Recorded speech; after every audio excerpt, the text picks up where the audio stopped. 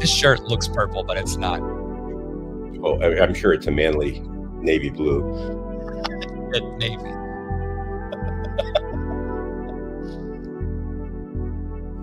It's an ugly Carolina blue. Hey, good morning, everybody. It's whatever day of the week it is, Wednesday. Welcome back to Law and Legitimacy. Hump day. Yeah, Hump Day. Hump Day it is. The long part of the week is behind us. The longer part of the week is ahead. If you're pining away for the weekend, you've got 3 full work days to do it. But we'll give you something to think about in the downtime between tasks at work today. One of them is Michael Oher, O-H-E-R. You may be familiar. How much vacation do you have left, Norm? Not much. I head back to the office this weekend. And I'm feeling it. You know, I take long vacations every year. And the upside is at the beginning, the world feels filled with hope and promise. And I realize how many things I enjoy doing besides practicing law. By the end of the weekend, I feel like I'm getting ready to return to the prison to serve a death sentence where every last remaining ounce of life will be squeezed out of me by a cruel warden in the form of, yeah. And so the last week of vacation is torture, you know, and so I wouldn't not take them. And I mean, and unfortunately, a litigator's life on vacation means you're working half days from home because things pile up in the office. And I've had pleadings in California and pleadings in New York and pleadings in DC and pleadings in Connecticut, but not that many.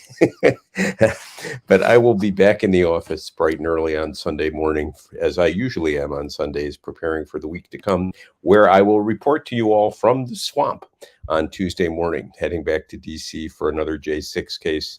Where my client will enter a change of plea, and the following week I'll be back in DC for Proud Boy sentencings. So the swamp beckons. The weather up here in northern Vermont's been fantastic. It's in the mid 60s right now, and it might get into the high 70s. So that's summer in northern Vermont. I looked at the weather down in DC and saw on Tuesday it's going to be 95 degrees. I'm like, isn't there a constitutional amendment against having to move around in that kind of heat? What up with that? Look, yeah, that's the Second Amendment. It allows you to shoot at the sun, you know? Well, until Governor Newsom amends it, but we'll talk about that later. Yes, Hey, so tell us about Michael Oher and why is he in the news right now? Michael Oher. You know, I think he's in the news because he wants to be, more than anything. But he's made news this week in the New York Post. I'll put the original story up for us to begin with. Michael Oher, if those of you that remember the 2009 blockbuster hit The Blind Side with Sandra a feel-good Bullock. movie, as they say. Yeah. And I do remember it. Sandra Bullock and Tim McGraw, and it was cringe then, and I'm sure that if I were to revisit it now, I'd be really embarrassed that I liked it. But it, you know, Michael Oher was the subject of that, basically a biopic where there were essentially, you know, couple of Southern parents that adopted Michael Oher and saw him through to realizing a hidden talent through football. Well, let's appropriately politicize this. A couple of white Southern people with more love than they had. Yeah. Let's make this. They had objects to invest it in, and a young black man without prospects and hope brought into this family for some interracial love that transcended the differences between their identities. They rallied around creating this football dynamo, and Sandra Bullock became the original helicopter mom, cheerleader in chief, and motivational coach, and transformed this young, uncertain, but physically talented young man into the behemoth he became, winning a Super Bowl, among other things. That's right. Well, and I put it on, it was PG-13. The director, John Lee Hancock. You've got Quentin Aaron, who played Michael Oher, and Sandra Bullock, and then Tim McGraw. They were the Tuohys, I believe. You know, I think that's how you pronounce that name, and I apologize if I've gotten that wrong. But you know, Michael Oher was a first-round draft pick in the 2009 NFL draft. He went 23rd overall to the Baltimore Ravens. He won a Super Bowl with the Ravens. He signed his rookie deal worth just shy of $14 million, I believe. And then after his stint with the Ravens, he signed another pretty substantial deal with the Tennessee Titans. And then he came to Charlotte and he signed a 2-year deal with the Panthers. He was a part of that Panthers team that went to the Super Bowl and lost against the Denver Broncos. So he was the left tackle for Cam Newton. He guarded Cam Newton's blind side, as it were, on the way to the Super Bowl loss in 2015. And then he signed an extension with the Panthers worth up to, I think, $22 million, with nearly 10 of that being guaranteed. And then I believe he had some sort of injury that landed him on injured reserve. And I think he just sort of washed out of the league at shortly thereafter in 2017. But I think you and I were discussing before this started that, that's roughly $40 million and basically, less than a decade in NFL earnings. He made headlines, and I guess a little more background here on him. The NCAA actually investigated him and Ole Miss on his way into Ole Miss for violations of recruiting. He was highly sought out of the Southeastern Conference. All the notables were after him. And a lot of that is owing to the Tuohys. There you see them, I think, on his senior day, perhaps at Ole Miss on the field there. And so they were, primarily responsible for the support system that he received at Ole Miss and his maturation as a player. He stayed all 4 years, Norm. He graduated with a criminal justice degree in 2009 from Ole Miss, and then went on to the NFL. And I think that what has shocked everybody is that he has made headlines this week by claiming that that his adopted parents tricked him into signing away legal authority to use his name in business deals after he turned 18. So essentially saying that he wasn't actually adopted.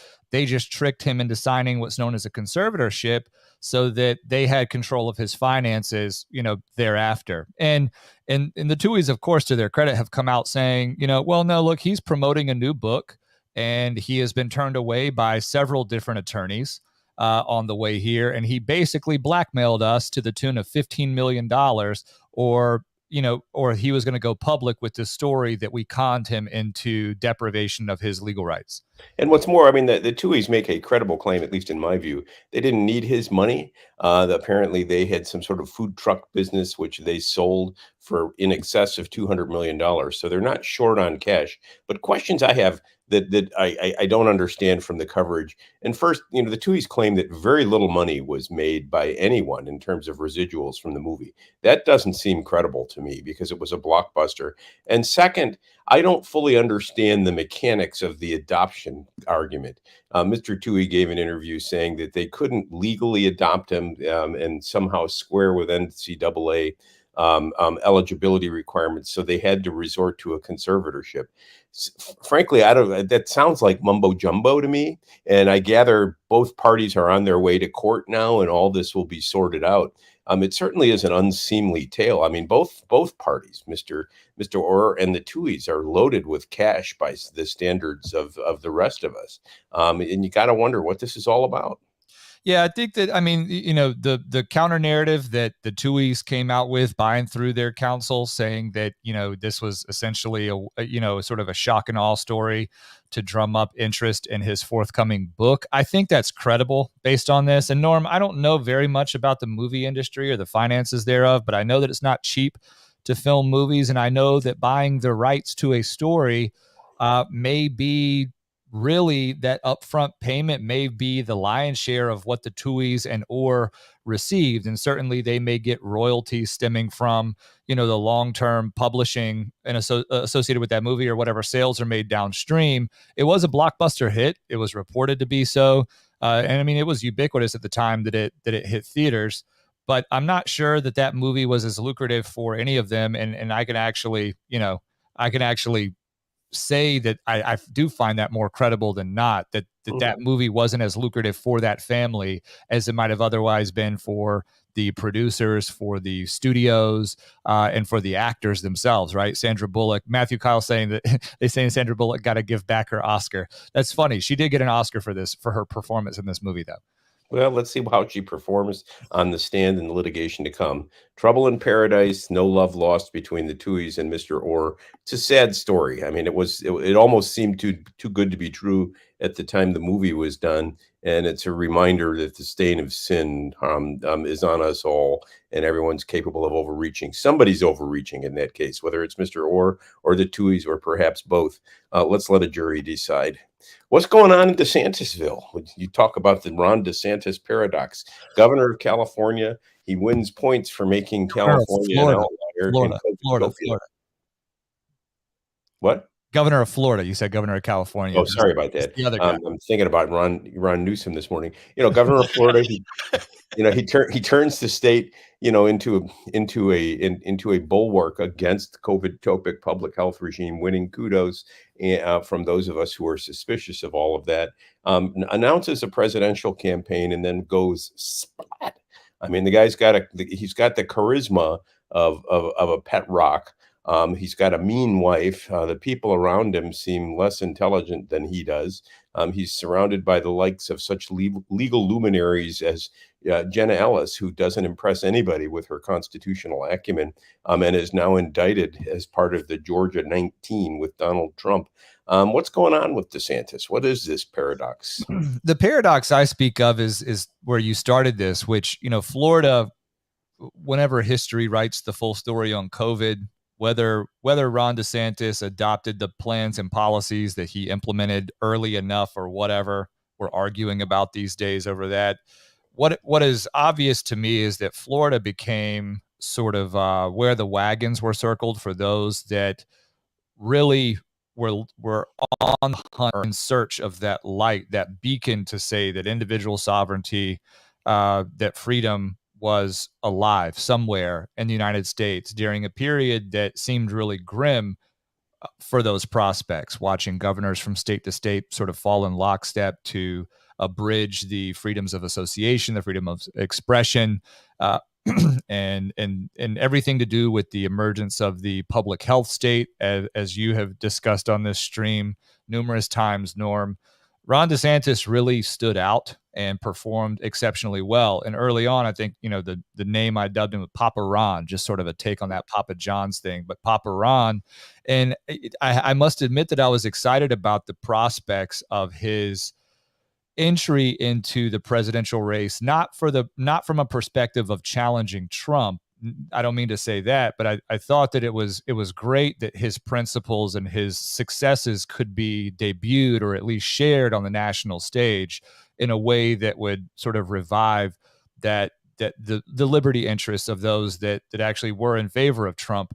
I was always a little bit skeptical, however, of his reasons for wanting to be the president of the United States when he has been such a successful governor since being down there and he just shone really bright down in Florida. And the reason I talk now about the paradox is that last week I sent you a story where he had fired a prosecutor out of Orlando. And this is what the New York Times story on the screen is talking about, that he actually suspended the top state prosecutor out of Orlando. Her name is Monique H. Worrell. And his reasons there was effectively that she's incompetent and that the crime rates in her district were belied by the sentences that these criminal defendants were receiving once convicted, and the prosecution rate was also declining. This isn't the first. How about prosecutors selected in Florida? Was she elected? Yes, she's what elected. What gives them the right to remove her then if they're elected? Florida law allows for the governor to set aside a prosecutor for dereliction of that sort of duty. And you see here the New York Times hearing, absent an impeachment proceeding, no, or any so this will still go. So that's why it's called a suspension, Norm. Okay. So this will still go through the legislature. But this is a legislature that is controlled by Republicans in the state of Florida. And as this article points out, even if she is formally removed, she would have to appeal to the Florida Supreme Court, which I find find not to be a great remedy for her under current conditions. She is referenced in this article as being one of two prosecutors in the state of Florida. Now he's removed two. She's not the first, she's the second, but one of two prosecutors that were funded by none other than I think is what this article calls a liberal billionaire businessman George Soros. So George Soros was behind Monique Worrell's campaign, and she won with a 66% share of the vote in Orlando. So resounding victory for her. But I find this to be something that a feature of what I think Ron DeSantis does well as a governor, and something to be perhaps viewed by other governors in states like Florida as mechanisms and strategies to hedge against what ultimately we're seeing in a state like Georgia with Trump right now, right? Is that there are standards around competent stewardship for those in positions atop the criminal justice system. And I think I sent this to you because I was interested in just sort of balancing out how putrid of a campaign DeSantis is running with the fact that he was a very effective governor in the state of Florida and appears to continue running that same path. And well, really squared. I don't understand how he is so unsuccessful on the national stage and so flaccid when it comes to this stuff. And then in the state of Florida, he's able to make these effective decisions, whether they're categorized by the New York Times as aggressive uses of executive power or otherwise. I don't marvel about why he'd cast a glance at the presidency. He's a young man. I think he's in his late 40s, mid to late 40s. He's got a lot of life ahead of him. He's chief executive elected of a state, a large state with a large demographic.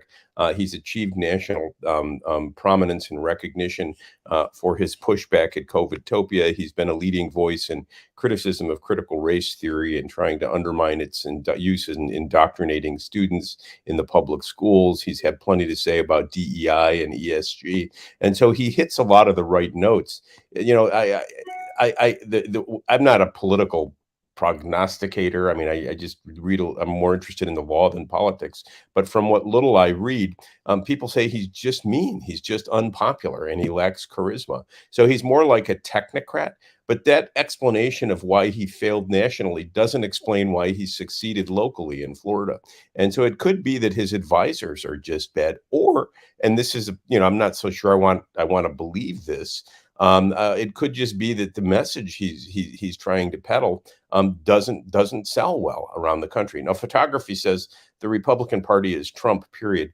And I just have he's also saying that that Trump threw DeSantis under the bus a while ago. I'm not ignorant to any of this. I think that this is maybe the downfall of having 30 minutes to address these issues.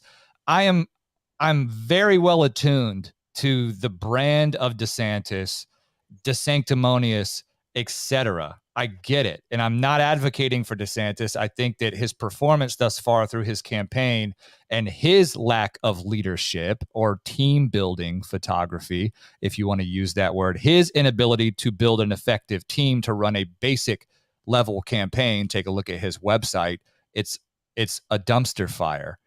His inability to do that is interesting to me as a juxtaposition with how effective of a governor he was through one of the historic periods in modern American history. He was a great governor by objective standards, by and through the COVID pandemic and lockdowns, a beacon of hope and inspiration for those who were worried about the fall of individual rights. And then he runs a campaign that can't get liftoff. It's just interesting to me that occurs. And that's what I'm pointing out. Here we have is there a debate next week, a Republican debate next week? Someone can tell us that. I thought I read that there was. I mean, I'll be interested to see what he can do next week and whether and if there is, I hope that Vivek makes the stage. I'd like to see how he handles it. I mean, DeSantis is a disappointment. I don't know that I'm going to blame his failures on Donald Trump. That seems a little too convenient. And I really think we need to be begin to talk seriously about what the world looks like after Donald Trump. I know people get upset about that and they say, oh, Trump's going to save us. Trump's going to do this. Trump's going to do that. Trump is a candidate. He's 77 years old. He's got one or two races left in him. And then the world, and most of us will still be in it, is going to continue to evolve. And the principles that that make him popular, it certainly isn't his personality, are going to have to find a home in other candidates. And it doesn't look like Ron DeSantis is going to be able to rise to that mantle. No, and maybe part of my compulsion to bring up DeSantis as a topic today was really, I think maybe I'm recognizing this now because I'm looking at some of the Rumble comments. DeSantis has a rhino congressional voting record, and Christie asking you, Christie is a good debater. No, this doesn't have anything to do with anyone other than DeSantis. I don't understand how we can talk good about any one particular candidate, and all of a sudden it's a referendum on our critique or our lack of faith in Trump. It has nothing to do with that. I'm bringing up, as a legitimate candidate for president of the United States, the expectation of Ron DeSantis was that he was something other than what he is right now in the public consciousness. You can go and look at Cernovich's feed on X, and Cernovich has been very outspoken and critical of the team that DeSantis has failed to build and the way that they conduct themselves. T-Girl is right. He hasn't done any real interviews. He hasn't done the media circuit that he should have done. He announced his campaign over Twitter Spaces, right? And that was a flaming Hindenburg of a disaster. So all of these decisions sort of fly in the face and they contradict his performance as a governor in Florida. And I'm pointing out that that's interesting. And in fact, I'm pointing out that he has strategies and tactics that can assist in from a federalism perspective, other people, other executives in other states deal with this burgeoning issue of prosecutors and state attorneys who are saying outwardly that they're not going to enforce certain laws in the books, that they are going to indulge this dereliction of their publicly created duty. He is showing you exactly what to do, and that's the point of this. The point of this isn't to subvert Trump. So for anybody trying to attribute that to me or to Norm, stop it. Please. Hey, here's the deal.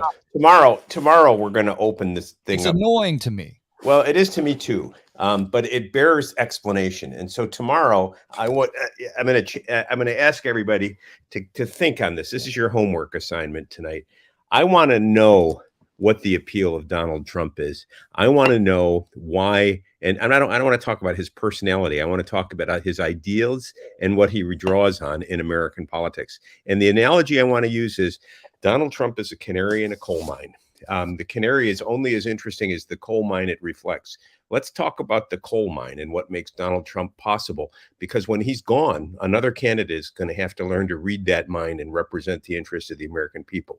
Your homework assignment tomorrow is why Donald Trump, in spite of everything else, the most improbable candidate at this point, with all these prosecutions against him, an improbable candidate in 2016, but yet his popularity increases in the poll as his legal difficulties increase. Why? I need an explanation of that. I tossed and turned in the middle of the night last night thinking, what the hell's going on around here?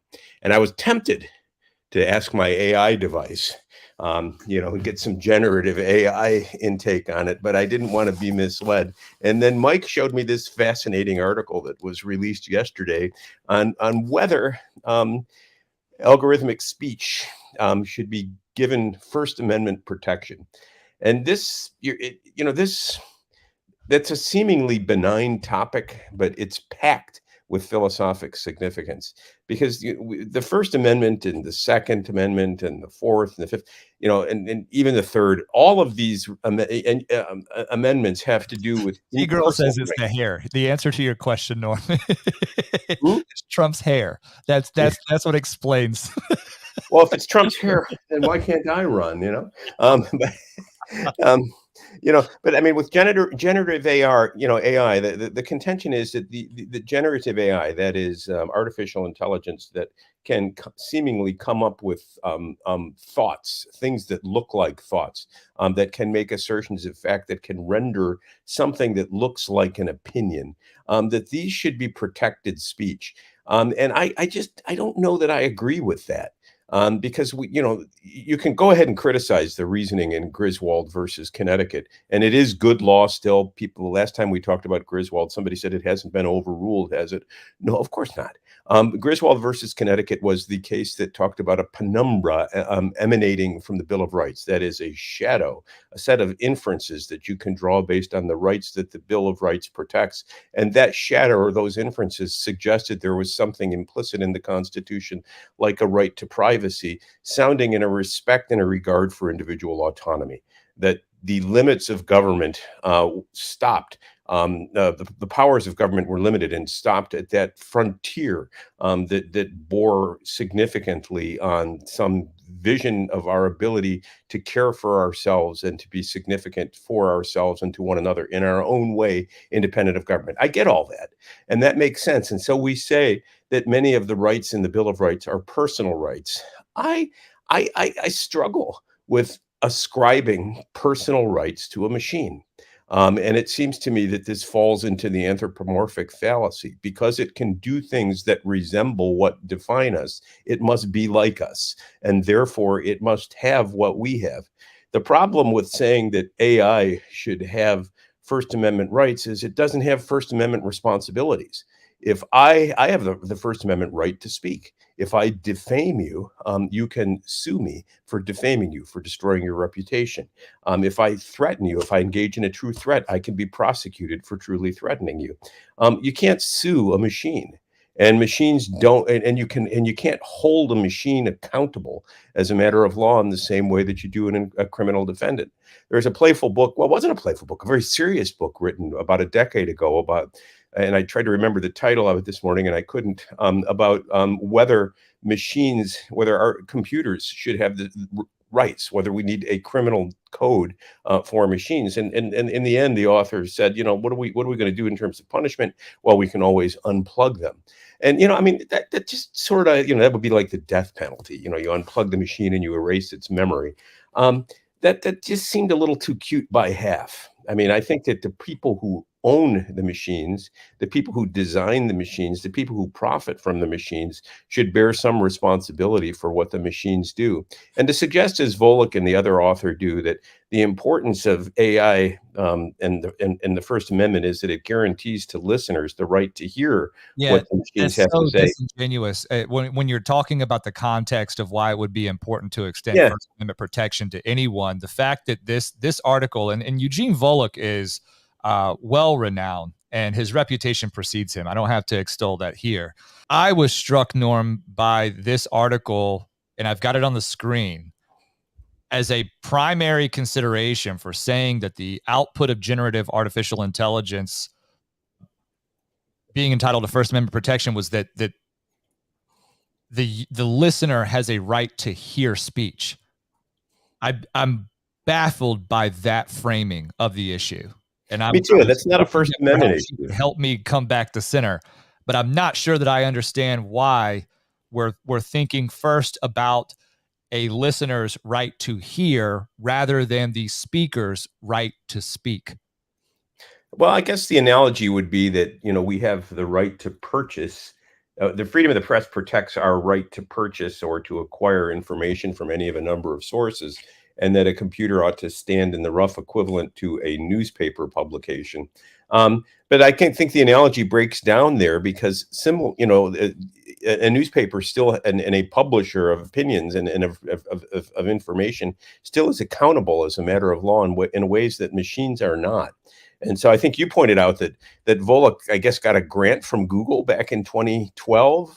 So when I was reading this article, the footnotes here are really long, and many of the footnotes actually are references to cases, but many of them are not. So as I was going through on the first real page here, you see the first footnote is a reference to Citizens United, which is saying that corporations have First Amendment protection. But then the second footnote is right here. And the reference is to Bullock's work alongside Donald Falk, which is a white paper that he discloses was commissioned by Google. And the subject thereof is First Amendment protection for search engine results. And if we think about who is in a position, and I'm not sure, and I'm not here to suggest or explicitly or whatever, because I don't know, but I'm not sure what the relationship is between these three authors, Eugene Bullock, Mark Limley, and Pete Henderson. I'm also not sure who funded this. I know that on reason.com, this was part of a symposium on artificial intelligence and speech, and this was published in the Journal of Free Speech. But I am really interested to understand who stands to gain the most from an interpretation of the First Amendment that would extend to the purveyors of generative AI, right? And why because it seems really convenient from that perspective. If you're a Google that is producing artificial intelligence capable of doing this, or if you're an open AI, a Sam Altman, or if you're thinking about Midjourney, any of these vessels through which artificial intelligence produces content as solicited by a user, it's just really interesting that it's like, well, the user has the right to hear it, right? Or the listener has the right to hear the speech. Therefore, that's too my opinion, too thin of a justification when the consequences of giving a Google First Amendment protection to whatever speech comes through an algorithm that is as obfuscated and as opaque as you can imagine are too great, right? No, I hear you. The photography raises an interesting question, which we're not going to have time to get to today, but we'll do it on another day. And that is, what happens if a driverless car causes an accident? Look up the following case, photography, Buick versus McPherson. It's an old Supreme Court case that talks about the stream of commerce and what happens when an item placed in the stream of commerce causes an accident. The simple answer is everybody within the stream of commerce bears some responsibility for that. Efforts are made as a matter of law to limit the liability in that stream of commerce chain. Proximate cause, right? Yeah, and proximate cause. So, profound issues with respect to AI. I think this paper misfires.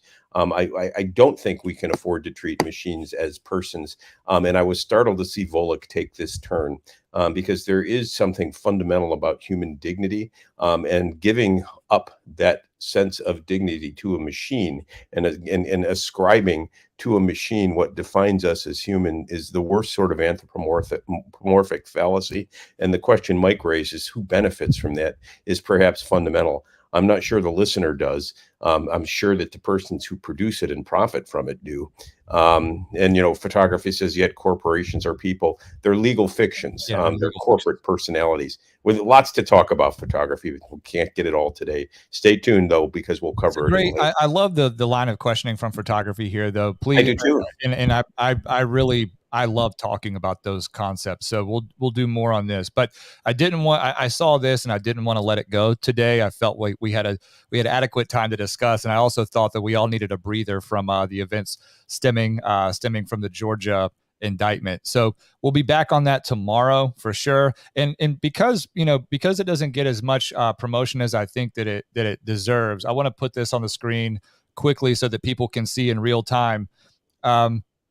We are on X live every day. This is what you see. If you follow Law Pod Daily on X, and you will get a note and you turn on notifications like you should, this is what you will see. You can actually go into the app, and this is of course on the desktop, but if you're on your phone, on your mobile device, X has developed it so that you can actually kind of unpin this, right? And you can go about whatever you're doing on your phone and you can have it in your screen. So I just wanted to show people this because I think that X is really where our conversations that we have here, Norm, extend throughout the day. There will be people who comment or retweet or whatever.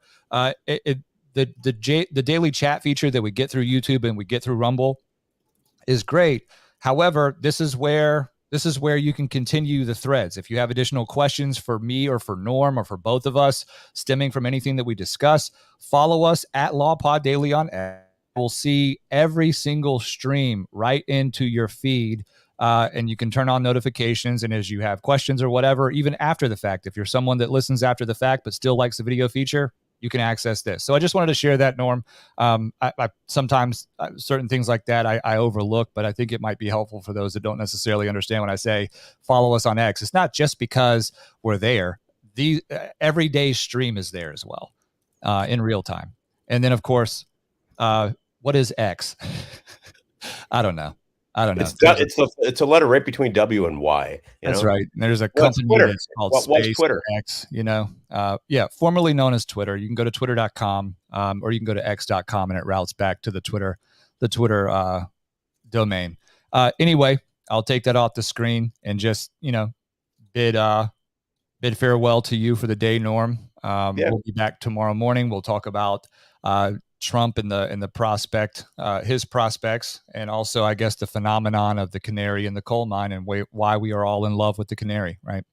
And we'll talk about photography. We'll talk about photography's notions of corporations, this and everything else. Photography, we see, obviously you're not an attorney, and that. Thanks for the reminder. I mean, every now and then Mike get talking and I get talking in shorthand, and the purpose of this podcast is to make the law transparent to everybody and to explain basics. So at some point, remind us, and we will talk about corporations as legal persons and what's the difference between a legal person and an actual person, and should there be a difference? Yeah, and if anytime you see where X corporation, not X, but whatever corporation is sued by an individual and issues of service of process, who's there, right? All of these things I think Norm and I can sometimes take for granted, but they're all concepts that bear unpacking, and the issues of liability, the fiduciaries to the company, what a legal fiction does to buffer against that stuff, all stuff that I deal with on a daily basis. And I think, Norm, you deal with quite a lot as well. And you're, I don't want to call this a last call for Law and Legitimacy, but we're getting there. We've basically filled up as many spots as we need at a minimum to have our fantasy football league. But if you are interested, we can expand a couple of more spots. Law and Legitimacy's inaugural fantasy football season. Send an email to pattispodcast@gmail.com and just say a little bit about it. This is better than anything on the morning radio. We know photography. We are well aware. Just share.